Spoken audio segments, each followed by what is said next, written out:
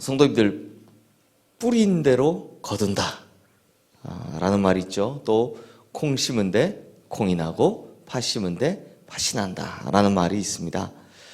이것은 자연의 법칙이기도 하지만요, 이 자연의 법칙을 설정하신 하나님의 법칙이기도 합니다.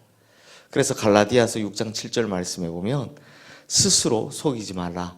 하나님은 업신여김을 받지 아니하시나니, 그 다음 뭐라고 합니까? 사람이 무엇이든지 심는 대로 거두리라 라는 말씀이 있습니다.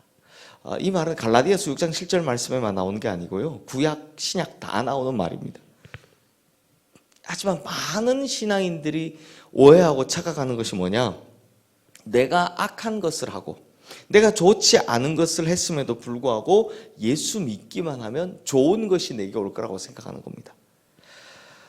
내가 예수 믿기만 하면 내가 지은 죄들, 내가 심은 악행들, 그건 다 사라지고 내게 돌아오는 것들은 선한 것일 것이다, 축복일 것이다, 이런 착각을 하는 겁니다. 아니, 성도님들 한번 생각해 보십시오. 우리가 하지 않은 일을 당할 때 사람들이 얼마나 억울해합니까? 그렇죠? 내가 하지 않은 결과를 내가 당해야 될 때 얼마나 억울해합니까? 그런데 예수님은 그걸 하셨습니다. 너무너무 싫으셨을 겁니다. 그런데 우리 죄를 대신해서 예수님이 십자가에 달리셨습니다.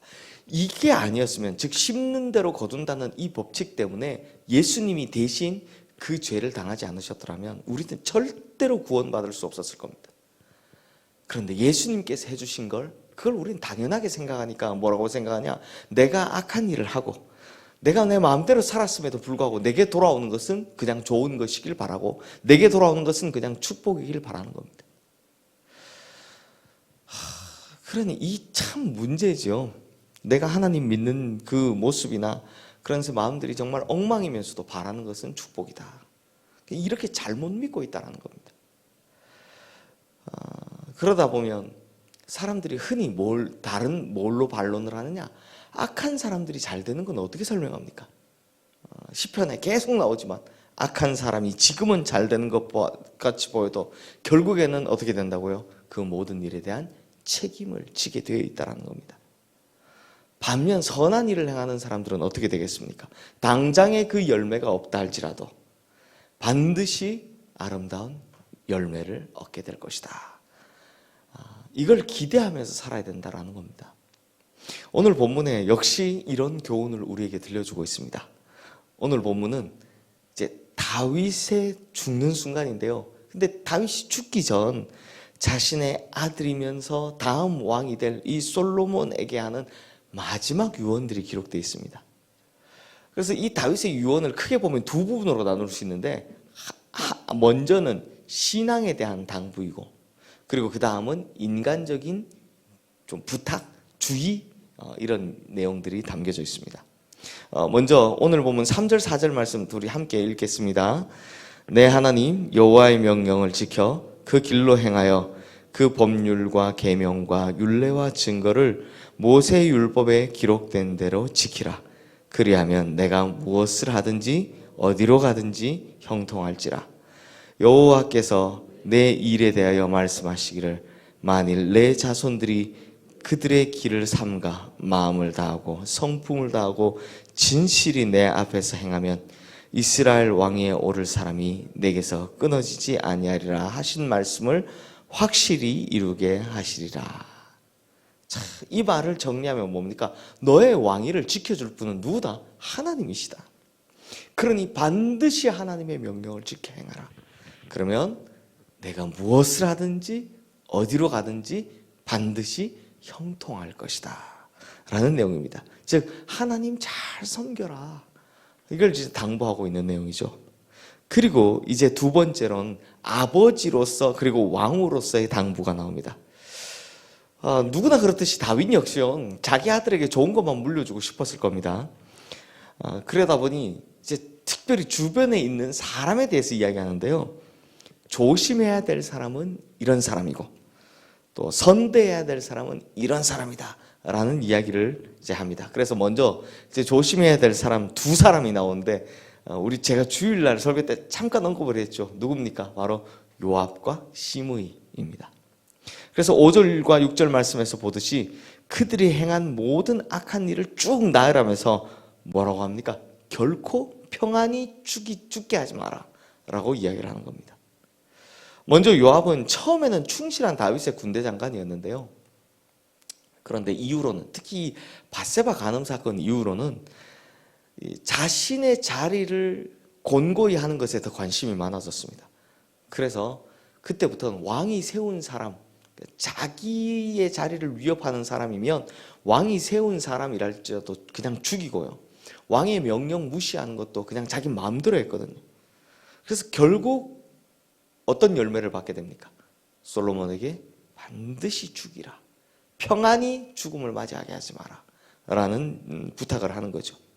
또한 시므이, 요 최근에 저희 주일 설교에 계속 나왔죠. 사울 집안의 사람입니다. 그러면서 압살롬 반역 때 도망가던 다윗을 따라 나와서 막 굳이 따라오면서까지 막 돌 던지고 침 뱉고 저주하던 사람, 이 사람인데, 이후에 다윗이 반역을 제압하고 승리하고 돌아오자 어떻게 합니까? 제일 먼저 달려 나와서 다윗 찬양하면서 살려달라고 했던 그 사람이잖아요. 그래서 8절과 9절 말씀에 보면 시므이 또한 그냥 죽일 것을 명령을 합니다. 요압과 시므이, 이 두 사람은 결국 다윗의 생전에 뭘 했습니까? 자기 마음대로 악행을 저지르다 보니 결국 아들에게 나라를 물려줄 때 반드시 제거하도록 명령을 하더라라는 겁니다. 즉 심는 대로 거두게 되었다라는 거죠. 그리고 실제로 솔로몬이 이 두 사람을 죽이는 장면이 이제 열왕기의 초반에 나옵니다. 근데 이에 반해서 오늘 보면 7절 말씀 한번 보십시오. 7절 말씀 우리 함께 읽겠습니다. 마땅히 길르앗 바르실레 아들들에게 은총을 베풀어 그들이 내 상에서 먹는 자 중에 참여하게 하라. 내가 내 형 압살롬의 낯을 피하여 도망할 때 그들이 내게 나왔느니라. 자, 바르실레. 바르실레가 나옵니다. 이 바르실레가요, 누굽니까? 다윗이 압살롬 반역 때 피난 갔을 때 다윗을 선대해 줬던, 아무 조건 없이 선대해 줬던 정말 훌륭한 인품의 80세 노인 아니었습니까? 그런데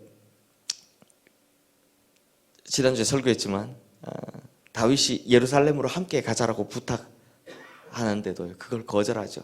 오히려 지금 다윗에게 필요한 사람, 바로 자기 아들인 김함을 추천하면서 스스로 아름답게 퇴장했던 사람이 바로 이 바르실레입니다.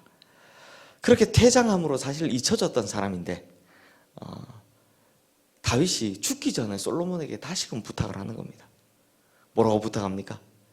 그의 자녀들, 아마 이때는 이제 바르실레가 나이가 많아서 이제 아마 먼저 죽었던 것 같습니다.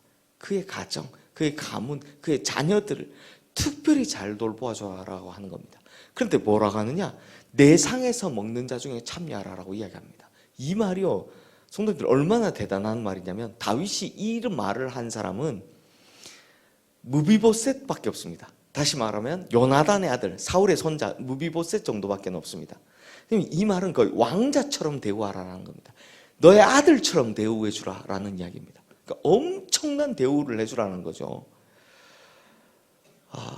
참 바르실레, 그때 당시에는 그냥 그렇게 퇴장했던 사람이지만 선한 일에 대한 열매가 언제까지 옵니까? 그의 가문 전체, 그의 후손 대대로 이 선대하는 아름다운 열매들을 먹게 되더라라는 겁니다. 참 이런 거 보면 진짜 심는 대로 거두는 것이 맞는 것 같습니다. 사랑하는 성도님들, 그러므로 우리 성도님들도 인생 살아가면서 되도록이면 좋은 씨앗 많이 뿌리며 사시기를 주님의 이름으로 축원합니다. 많이 베푸십시오. 그리고 많이 사랑해 주십시오.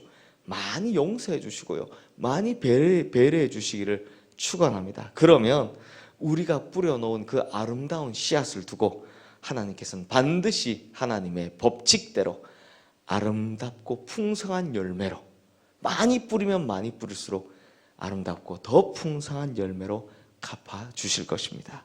그리고 그 아름다운 열매가 우리뿐만 아니라 누구에게까지, 우리의 자녀들과 우리 믿음의 후손들에게까지 다 이루어진다는 것 절대 잊지 마시고 우리 모두 함께 누리게 되는 우리 성도님들 되시기를 주님의 이름으로 축원합니다.